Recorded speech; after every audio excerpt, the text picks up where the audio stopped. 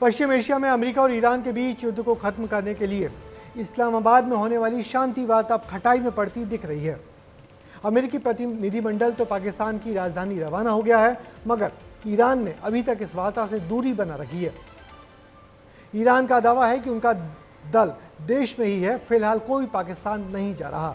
समझा जा रहा है कि इजराइल के लेबनान पर लगातार हो रहे हमलों से ईरान बहुत नाराज है। ईरान इसे सीज फायर का उल्लंघन मान रहा है। वैसे ईरान को मनाने की कोशिशें लगातार जारी हैं। सब कुछ ठीक ठाक रहा तो यूएसए के उपराष्ट्रपति जेडी वेंस और ईरान के विदेश मंत्री अब्बास अरागची के बीच शांति वार्ता कल पाकिस्तान में होगी, जिसकी मध्यस्थता अब पाकिस्तान करेगा। इस शांति वार्ता में क्या क्या उतार चढ़ाव आ रहे हैं, उस पर देखिए हमारी ये खास रिपोर्ट।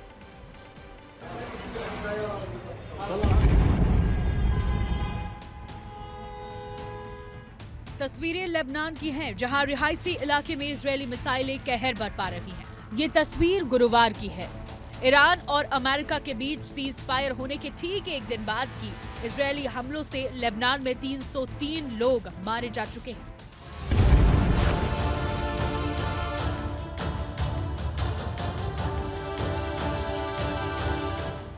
सीज फायर के बावजूद फायरिंग की गई। ईरान ने इस पर आवाज उठाई और साथ ही पाकिस्तान के रक्षा मंत्री ख्वाजा आसिफ ने भी उन्होंने पोस्ट कर लिखा कि इजरायल कैंसर की तरह है। इजरायल ने गाजा में भी निर्दोषों को मारा था। इजरायल को नरक में चले जाना चाहिए।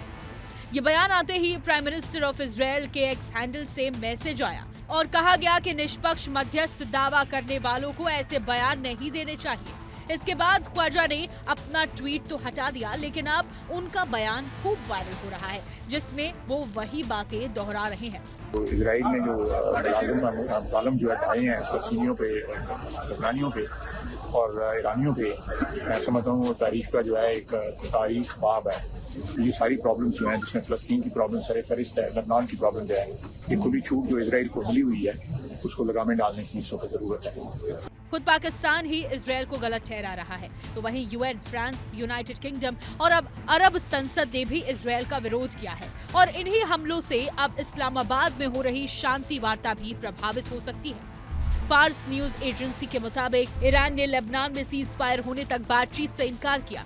रिपोर्ट में कहा गया कि ईरानी प्रतिनिधिमंडल इस्लामाबाद नहीं पहुंचा है।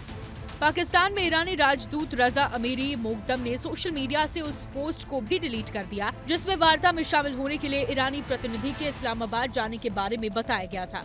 लेकिन ऐसे में सवाल ये भी बड़ा है कि आखिर ईरान क्यों लेबनान का इतना सपोर्ट कर रहा है कि खुद एक बार फिर जंग लड़ने को तैयार है। दरअसल इसकी वजह हिजबुल्ला है, जो लेबनान में ईरान समर्थित और हथियारों से लैस सबसे शक्तिशाली मिलिशिया है। अब इससे ये तो साफ है कि जब तक इजरायल नहीं रुकेगा, ईरान भी अमेरिका से बातचीत नहीं करेगा। मुझे तो यही पता था कि ईरान शांति वार्ता अटेंड कर रहा है, लेकिन अभी आप ही ये खबर दे रहे हैं कि वो नहीं जा रहा है, तो ऐसा लगता है कि जो लेबनान पे अटैक किए जा रहे हैं इजराइल के द्वारा, वो शुरू से ईरान उसका अपोज करता था, क्योंकि आज लेबनान जो है उसका दायां हाथ है। हिजबुल्ला और हुती ये दो ही तो बचे हैं, और अगर इनको भी ख़त्म कर दिया जाएगा तो ईरान की जो IRGC फोर्स है वो बहुत कमज़ोर हो जाएगी। ईरान, इजरायल और लेबनान की इस बहसबाजी के बीच अमेरिका के राष्ट्रपति भी रोजमर्रा की तरह ट्रुथ सोशल पर पोस्ट कर रहे हैं। अब उन्होंने ईरान को होर्मुज़ पर पाबंदी लगाने के लिए व्यंग किया है।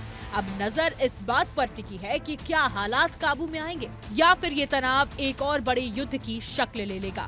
ब्यूरो रिपोर्ट, विस्तार न्यूज। तो पाकिस्तान रवाना होने से पहले अमेरिकी उपराष्ट्रपति जेडी वेंस ने चेतावनी दी है कि ईरान उनके साथ कोई खेल न खेले। यदि ईरान ईमानदारी से बातचीत करना चाहता है तो अमेरिका बात करेगा। यदि ईरान की तरफ से चालाकी की गई तो अमेरिका का रुख बहुत ही सख्त होगा। वैसे इस वार्ता पर दुनिया भर की निगाहें हैं। 40 दिन के युद्ध ने पूरी दुनिया के अर्थव्यवस्था और बाजार पर गहरा असर डाला है। सारे देश इस उम्मीद में है कि इस्लामाबाद में शांति के प्रयास सफल हों और खाड़ी देशों में मिसाइल गरजना बंद हो। अब देखना यह है कि कल होने वाली वार्ता में ईरान आता है या नहीं।